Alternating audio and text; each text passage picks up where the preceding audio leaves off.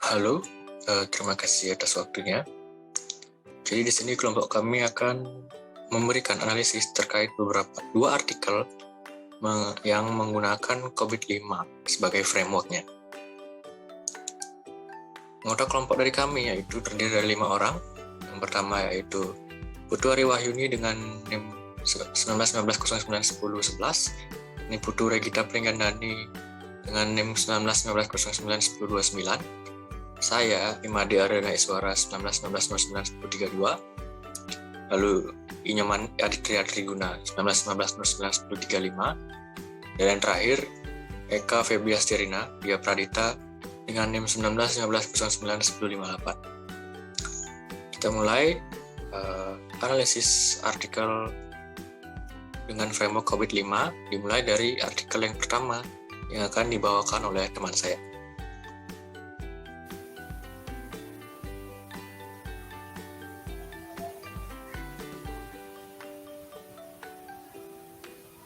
Baik, perkenalkan nama saya Eka Febri Astirina Dia Pradita dengan NIM 1919091058. Kelompok kami menggunakan artikel yang pertama yaitu audit tata kelola teknologi informasi menggunakan framework COVID-5 pada PT Bisma Tunas Jaya Sentral.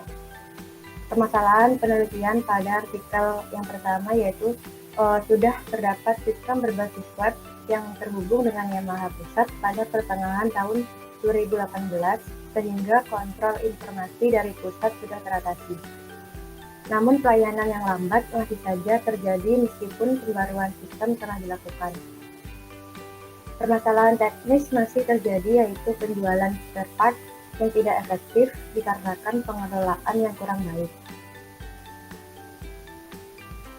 Framework dan domain audit menggunakan COVID-5 dengan domain APO atau Align, Plan, and Organize. Selanjutnya yaitu proses atau alur audit. Yang pertama ada identifikasi masalah, pengumpulan data, observasi, wawancara, kuesioner, dokumentasi, dan tinjauan pustaka, analisis maturity level, analisis gap, dan representasi hasil analisis. Sebelum melakukan proses audit, telah dilakukan proses pengumpulan data dari pihak yang terlibat dengan proses bisnis dengan metode wawancara. Hasil wawancara tersebut kemudian direpresentasikan dalam bentuk tabel. Berikut proses atau alur audit yang dilakukan. Yang pertama ada data-data tersebut dianalisis dengan maturity level. Hasil pengumpulan data dianalisis untuk mendapatkan nilai untuk tiap domain yang digunakan untuk menunjukkan tingkat kematangan area domain tersebut. Berikut cara menghitungnya. Rata-rata atribut atau per domain, sigma jawaban pertanyaan per jumlah responden.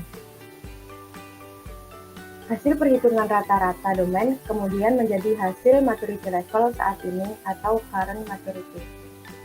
Selanjutnya ada analisis gap. Peneliti mendapatkan temuan-temuan dari hasil penelitian, menganalisisnya dan memberikan skala perbandingan dari hasil maturity level saat ini atau current maturity dan target maturity level yang diharapkan atau expected maturity oleh perusahaan. Yang terakhir ada representasi hasil analisis. Selanjutnya akan dijelaskan oleh rekan saya.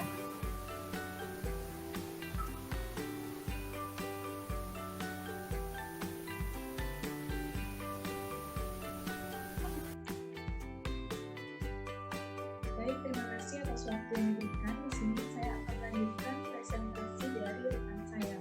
Nah, artikel pertama, subjek auditnya yaitu PT Bisma Tunas Jaya Sentral, yang dimana PT Bisma Tunas Jaya Sentral ini merupakan sebuah perusahaan yang bergerak di bidang penjualan barang jadi, khususnya untuk sepeda motor, kemudian mesin cadang, dan untuk servis sepeda motor khusus brand Yamaha. Selanjutnya yaitu hasil audit artikel yang pertama dapat kita lihat pada tabel 1 perhitungan rata-rata domain IDM atau evaluate monitor. Di sini sudah terdapat 5 perhitungan IDM yang dimana tabel perhitungan rata-rata ini diperoleh dari hasil wawancara bersama 4 narasumber. yang dimana ada narasumber yang pertama yaitu Tina, kemudian narasumber yang kedua Lily, narasumber yang ketiga ada John, kemudian narasumber yang keempat ada Donald. Nah di sini pada IDM yang pertama hasil rata-rata dari keempat narasumber tersebut yaitu ada 4,50. Kemudian IDM yang kedua nilai rata-ratanya 4,25 dan nilai IDM yang ketiga rata-ratanya 3,00 dan IDM yang keempat nilai rata-ratanya yaitu 3,50 dan IDM yang kelima nilai rata-ratanya dari 4 narasumber tersebut yaitu 5,00. Jadi bisa kita lihat bahwa masing-masing interval nilai yang diberikan oleh narasumber nilai optimumnya yaitu 5. Kemudian rata-rata tertingginya yaitu ada pada IDM kelima yaitu dengan nilai rata-rata 5,5. Selanjutnya, tabel yang kedua mengenai analisa gap domain IDM atau Evaluate Direct Monitor. Di sini ada beberapa pertanyaan yang dimana pada pertanyaan yang pertama memiliki current maturity atau nilai kematangan atau kesempurnaan dari sistem.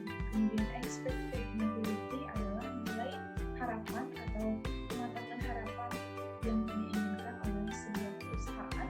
Kemudian analisa gap atau peraihan dari nilai yang dimiliki sebuah sistem. Pada pertanyaan yang pertama memiliki current maturity 4,50 dan expected maturity-nya yaitu 5,00 dan analisa gap yaitu 0,50. Analisa gap diperoleh dari expected maturity dikurangi nilai current maturity.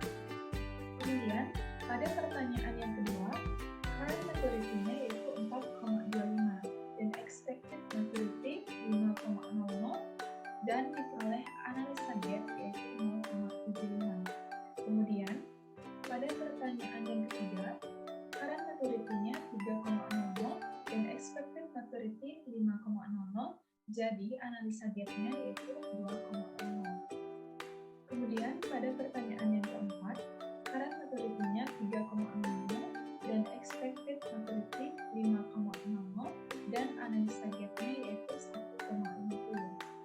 Kemudian pertanyaan yang kelima current maturity-nya 5,00, expected maturity 5,00 jadi analisa gap-nya sudah terpenuhi dan analisa gap-nya itu 0.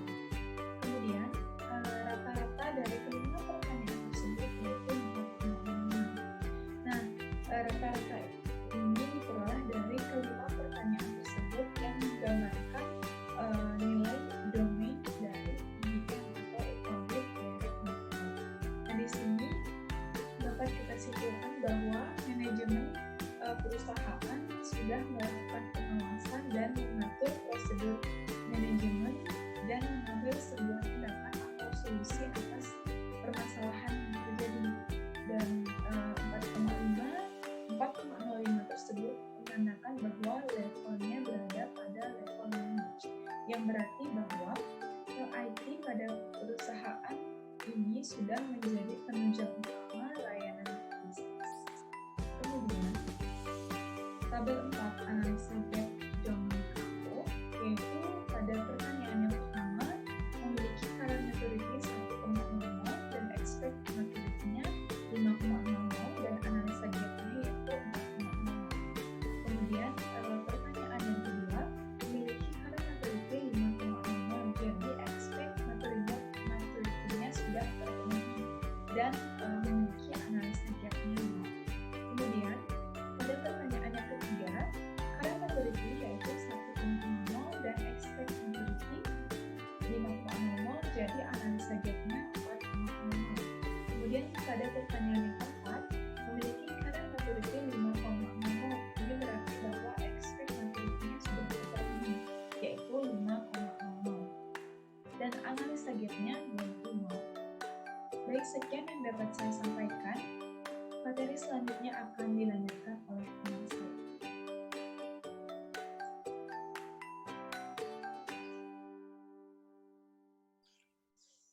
Perkenalkan, nama saya Niputu Regita Pringanani Prakasa Putri, NIM 19 15 09 10 29. Pada kesempatan kali ini saya akan melanjutkan presentasi teman saya yang membahas tentang hasil analisis gap pada domain APO. Jadi bisa dilihat pada tabel bahwa hasil analisis gap pada current maturity dan expect maturity masih cukup tinggi. Hal tersebut dibuktikan dengan poin nomor 6, 10, dan 11. Kemudian untuk rata-rata keseluruhan dari current maturity yaitu sebesar 3,5 dengan expect maturity sebesar 5 sehingga menghasilkan gap sebesar 1,75. Berdasarkan hasil pengolahan data yang telah dilakukan, menunjukkan bahwa metode tata kelola infrastruktur TI yang sudah berjalan di PT Bisma Tunas Jaya belum cukup baik. Hal tersebut dibuktikan dengan nilai gap yang cukup tinggi antara level pengelolaan saat ini dengan level yang diinginkan oleh manajemen. Kemudian dari hasil analisis audit yang dilakukan, perlu dilakukan beberapa perbaikan, yaitu yang pertama perlu dibentuknya struktur organisasi pada manajemen IT, yang kedua penetapan rencana strategis TI, yang ketiga penambahan menu purchase order spare part, yang keempat penambahan reminder saat input KSG yang sudah melewati periode, kelima yaitu penambahan dan pemeliharaan hardware di beberapa divisi, dan yang terakhir yaitu penambahan fitur pada Deep Web. Selanjutnya pada artikel kedua dengan judul Audit Sistem Informasi Absensi pada Kejaksaan Negeri Kota Bandung membahas tentang sistem informasi absensi menggunakan alat yang terkomputerisasi yaitu Face Unlock untuk mencatat daftar kehadiran pegawai. Permasalahan yang akan diteliti yaitu apakah sistem informasi absensi ini sudah mampu mengelola, menyampaikan, dan menjaga keamanan informasi dengan baik atau belum. Sekian dari saya, selanjutnya akan dilanjutkan oleh rekan saya. Nama saya Imadi Iswara dengan NIM 19 15 09 10 32. Jadi pada kelompok COVID-5 ini saya akan dimulai dengan mendefinisikan framework apa dan domain audit apa yang digunakan pada artikel artikel kedua ini. Lalu dilanjutkan dengan alur auditnya bagaimana dan subjek dari audit ini siapa, seperti itu. Dimulai dari frameworknya. Framework yang digunakan di sini yaitu COVID-5. Nah, setahu saya dan yang saya baca, bahkan COVID-5 ini sesuai dengan semua ukuran perusahaan, dari perusahaan komersial, non-profit, ataupun perusahaan dengan sektor publik. Nah, dari definisi tersebut, COVID-5 ini memiliki 5 prinsip. Di antaranya yang pertama yaitu meeting stakeholder needs, yang artinya mengetahui apa kebutuhan dari yang berkepentingan di sana. Kepentingan di sini dalam artian organisasi yang menggunakan COVID-5 tersebut sebagai framework menilai sistemnya bekerja secara baik atau tidak. Dari sana kita bisa mengetahui apa kebutuhan yang diinginkan dari stakeholdernya.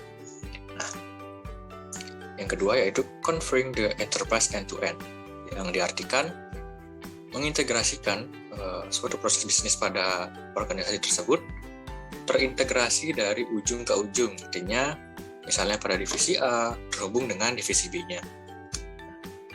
Itu prinsip keduanya. Prinsip ketiga yaitu applying a single integrated framework, artinya cukup menggunakan satu framework sudah terintegrasi pada beberapa bidangnya. Artinya dari banyaknya framework, misalnya pada framework IT itu ada banyak, di tingkat tingginya ada banyak. Dengan menggunakan COVID-5 saja, 3 framework tersebut sudah bisa dibilang memenuhi kriteria dari 3 framework tersebut dengan hanya menggunakan COVID-5 ini. Begitu. Nah, itu prinsip ketiga. Yang keempat yaitu enabling a holistic approach, artinya menggunakan pendekatan secara holistik. Holistik itu artinya menyeluruh dari segala aspeknya. Karena pada COVID-5 ini mengintegrasikan beberapa divisi, artinya oleh karena itu membutuhkan pendekatan yang lebih luas dari biasanya. Prinsip selanjutnya yaitu separating governance from management, yaitu memisahkan terkait dengan pemerintahan atau struktur organisasinya dengan manajemennya. Nah, governance ini dimaksudkan yaitu tata kelolanya. Jadi terlihat perbedaannya mana yang merupakan tata kelola dan mana yang merupakan manajemen dari sistem proses bisnis tersebut. Itu terkait dengan prinsip COVID-5-nya. Lalu terkait dengan domainnya. Nah, domain yang digunakan di sini yaitu MEA, Monitor, Evaluate, and Assess. Itu kepanjangannya. Apa sih fungsinya MEA? Gitu. Nah, fungsinya yaitu sebagai monitor dari semua proses IT pada sistem tersebut. Nah, nantinya itu akan dimonitoring secara setiap waktu, ya nggak setiap waktu juga, pada waktu-waktu tertentu yang sudah ditentukan.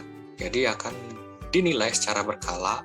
Nah, nilai tersebut yang akan digunakan untuk menilai kinerja dari sistem tersebut, apakah pemanfaatannya sudah baik atau belum, seperti itu.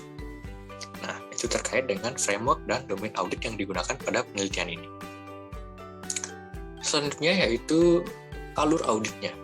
Nah, alur audit yang maksud di sini yaitu pada COVID-5 dan MEA-nya tersebut. Nah, yang pertama tentu saja mengidentifikasikan masalahnya. Setelah diketahui masalahnya seperti di awal tadi, yaitu pada sistem informasi manajemen kepegawaiannya. Lalu dikumpulkan datanya. Melalui di sini ada 3 cara yang dilakukan: observasi, mengambil data dari absensi yang sudah ada, itu dijadikan patokan dan dianalisis bagaimana alur sistem absensi tersebut berjalan, seperti itu. Lanjutkan dengan wawancara. Metode ini memberikan pertanyaan pada beberapa orang yang terkait dengan sistem informasi kepegawaiannya. Ditanyakan terkait dengan pemanfaatan TI-nya, apakah sudah berguna atau bisa dibilihkan mempermudah dari proses bisnisnya, seperti itu. Nah, selanjutnya setelah wawancara tersebut diberikanlah kuesioner, di mana kuesioner tersebut dirancang dengan pernyataan-pernyataan yang sesuai dengan domain MEA-nya itu sendiri. Nah, setelah dibuat pernyataan-pernyataan tersebut, dijawab oleh responden nantinya, lalu penilaiannya menggunakan metode skala Likert. Skala Likert ini didefinisikan di sini pada slide ada, didefinisikan menjadi 4 poin, 4 menjadi nilai maksimalnya. Di nilai terendah 1 dan nilai maksimalnya 4. Dari pernyataan tersebut akan dihitung melalui rumus yang ada pada penelitian tersebut, seperti ini.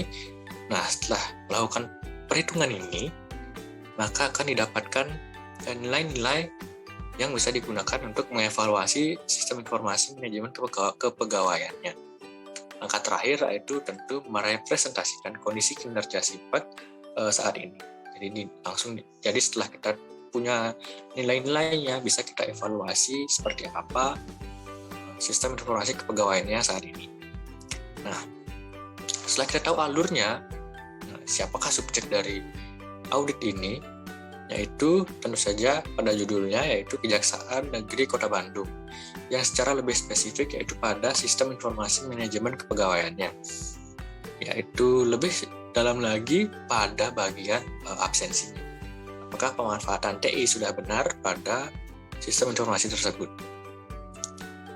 Nah, sekian bagian yang saya jelaskan. Bagian selanjutnya akan dijelaskan oleh teman saya. Terima kasih.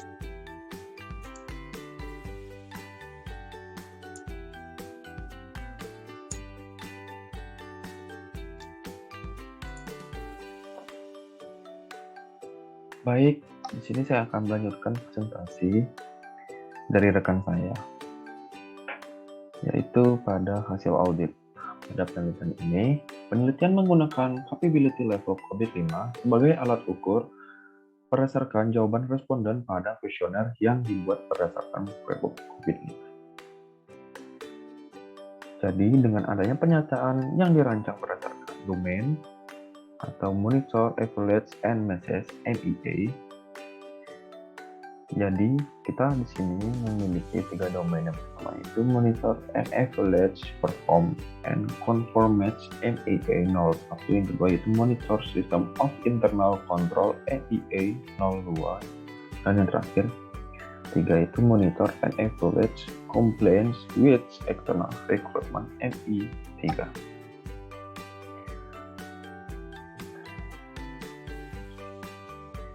Jadi pada slide ini menampilkan tabel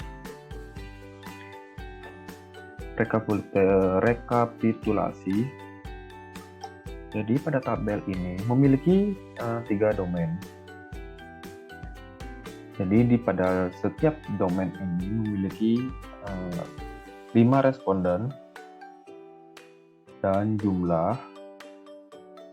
yang tujuannya untuk mendapatkan RS, RSR, dan RP.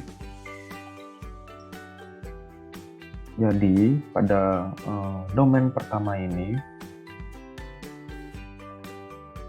memiliki RSR itu 13,2 dan RP-nya yaitu 2,64.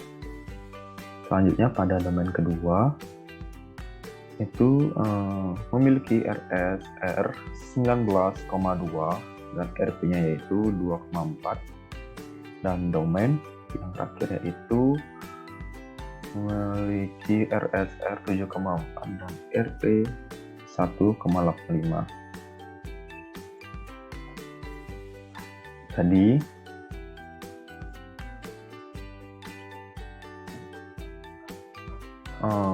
berdasarkan rekapitulasi jawaban dari para responden, maka dapat didapatkan nilai tingkat kapabilitas ini sebesar 2,30 pada rentang 1 sampai 4. Nilai tingkat kapabilitas tertinggi terdapat pada domain yang pertama yaitu 2,64, sedangkan yang terendah itu pada domain ketiga yaitu sebesar 1,5. Baik, selanjutnya itu kesimpulan pada penelitian ini. Berdasarkan penelitian yang telah dilakukan mengenai tingkat kematangan teknologi di Kejaksaan Negeri Kota Bandung secara keseluruhan berada pada level 2, yaitu manajer proses dengan nilai 2,4 dari skala 4. Hal tersebut berarti bahwa secara keseluruhan proses pengelolaan TI telah diketahui oleh instansi, akan tetapi instansi masih perlu melakukan pembenahan pada beberapa proses khususnya pada domain MEA. Baik, mungkin sekian presentasi dari kelompok kami. Jika ada kesalahan dari kata atau perilaku dari kami mohon maaf sebesar-besarnya. Kami tutup dengan terima kasih.